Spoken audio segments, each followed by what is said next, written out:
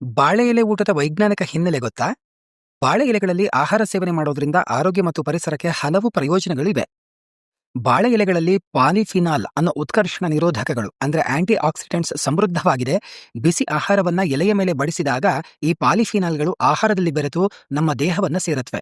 ಇವು free radical ವಿರುದ್ಧ ಹೋರಾಡಿ ಜೀವಕೋಶದ ಹಾನಿಯನ್ನ ತಡೆಯೋದಕ್ಕೆ ಮತ್ತು ವಯಸ್ಸಾಗುವಿಕೆ, ಕ್ಯಾನ್ಸರ್, ಮಧುಮೇಹ ಮತ್ತು ಹೃದ್ರೋಗಗಳಂತಹ ಜೀವನ ಶೈಲಿಯ ಕಾಯಿಲೆಗಳನ್ನು ತಡೆಗಟ್ಟೋದಕ್ಕೆ ಸಹಾಯ ಮಾಡುತ್ತೆ.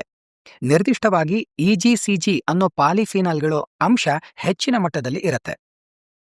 ಬಾಳೆಯ ಎಲೆಯ ಮೇಲಿರುವ ನೈಸರ್ಗಿಕ ಮೇಣದಂತಹ ಲೇಪನವು ಬಿಸಿ ಆಹಾರದ ಸಂಪರ್ಕಕ್ಕೆ ಬಂದಾಗ ಕರಗಿ ಅದು ಊಟಕ್ಕೆ ವಿಶಿಷ್ಟವಾದ ಮಣ್ಣಿನಂತಹ ಮತ್ತು ಹಗುರವಾದ ಸುವಾಸನೆಯನ್ನು ನೀಡುತ್ತೆ. ಬಾಳೆ ಎಲೆಯ ಮೇಲ್ಮೈನಲ್ಲಿರುವಂತಹ ಮೇಣದಂತಹ ಪದರ ಧೂಳು ಮತ್ತು ಕೊಳೆಯನ್ನು ಸುಲಭವಾಗಿ ಹಿಡಿದಿಟ್ಟುಕೊಳ್ಳೋದಿಲ್ಲ. ಊಟಕ್ಕೆ ಮೊದಲು ಕೇವಲ 1 ಬಾರಿ ನೀರಿನಿಂದ ತೊಳೆದರೆ ಸಾಕು.